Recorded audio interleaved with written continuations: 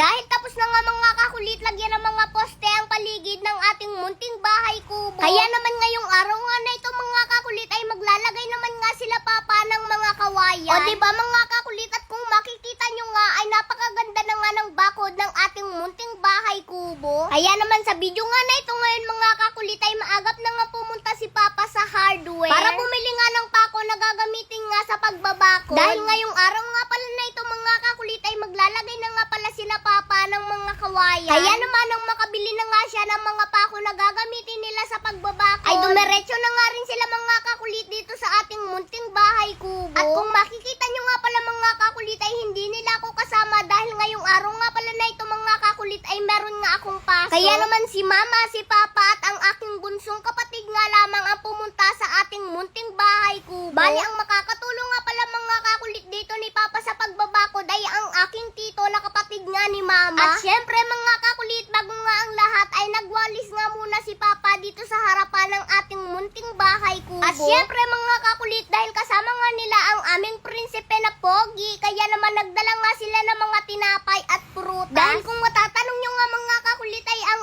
aming prinsipe na kasing Pogi ko ay mabilis magutom. Charot! Charot! At nang makatapos na nga mga kakulit si papa sa mga ibang gawain dito sa ating munting bahay kubo, ay nag-umpisa na nga siya na magbaak nitong mga kawayan na gagamitin nga nila sa pagbabakod. At kung makikita nyo nga mga kakulit ay napakarami nga ng kawayan na gagamitin nga nila sa pagbabakod. Dahil medyo malawak-lawak nga rin mga kakulit ang palibot na babakuran dito sa ating munting bahay kubo. Kaya naman napakaraming kawayan nga ang in-order ni papa. At kung matatanong nyo nga pala mga kakulit kung bakit kawayan nga muna ang ipinabakod ko dito sa aking lupa, sapagkat itong pagbabakod nga na ito mga kakulit ay double purpose ang aking naiisip dito. Dahil ang gusto ko nga mangyari dito mga kakulit ay makapagtanim nga kami dito ng mga gulay, sapagkat marami nga rin sa inyo mga kakulit ang nagko-comment na magtanim nga raw kami dito ng mga gulay. Kaya naman kapag natapos na nga itong bakuran ay magtatanim na rin nga kami dito. Dahil bukod nga mga kakulit sa hindi na nga kami bibili kapag umaani na nga ang aming mga tanim, ay nakatipid na nga kami at masustansya pa at sariwang-sariwa pa. O diba? Kaya naman maraming salamat nga sa inyo mga kakulit sa ibinigay nyo nga sa akin na mga idea. Sa mga nagko-comment nga pala mga kakulit sa mga vlog ko ng napakagandang idea. Hindi ko man po kayo may isa-isa pero big shout out po at maraming salamat po sa inyo. Sana po ay patuloy nyo pa rin po akong suportahan ngayong darating na halalan. Hala, naging halalan na. Charot, hindi gayon.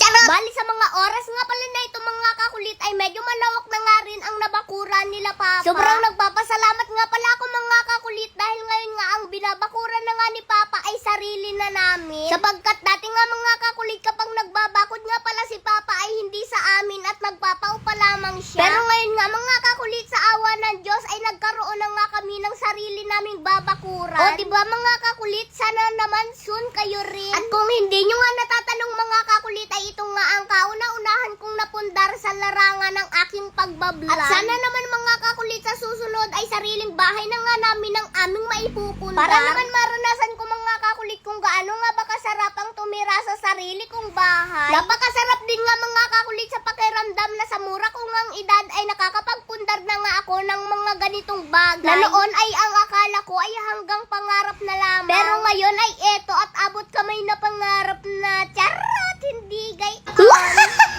Charot! Scatter. Diba? Yung bet natin na 200, ito ang kinalabasan. 3,220. O diba? Ganun lang kadaling maglaro at manalo dito kay PH MOBA. So ngayon, tuturuan ko naman kayo kung paano manalo at kung paano maglaro dito sa bagong laro ngayon na PH MOBA. Siyempre, ang una mo munang gagawin na i-download mo ang link na nasa comment section and then mag-register. At sa pag-register naman, type mo lang yung username, password, and then i-confirm mo lang yung password. And siyempre, ang larong ito ay bawal sa bata kundi para sa matanda lamang. At ang itataya mo lang dito ay yung kaya mo lang mawala. So ngayon, tuturuan ko naman kayo kung paano maglaro dito sa Super Ace. At dito sa Super Ace ay napakadali lang maglaro. So ngayon, susubukan ko muna na mag-bet ng 200. Okay, ayan. Uy, tatlong scatter agad tayo. Okay. Uy, 3 tennis spin agad. Uy, 20.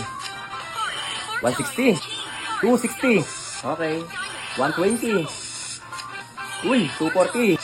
Plus 160 pa. Uy, 660. Malaki yun ha. 160. Uy, 320. 300. 500. 200. Hala. Yung bet natin na 200. 3,000 na. 80! Uy, scatter po. 20. Scatter. Diba? Yung bet natin na 200, ito ang kinalabasan. 3,220. O, diba? Ganun lang kadaling maglaro at manalo dito kay PH MOBA. Kaya kung nais mong manalo at maglaro, nasa comment section ng link, mag-download at mag-register ka na. Sa bawat magre-register at magde-deposit, screenshot nyo lang at send nyo sa comment section kasama ang Gcash number nyo at mamimili ako ng bibigyan ko ng pabonus.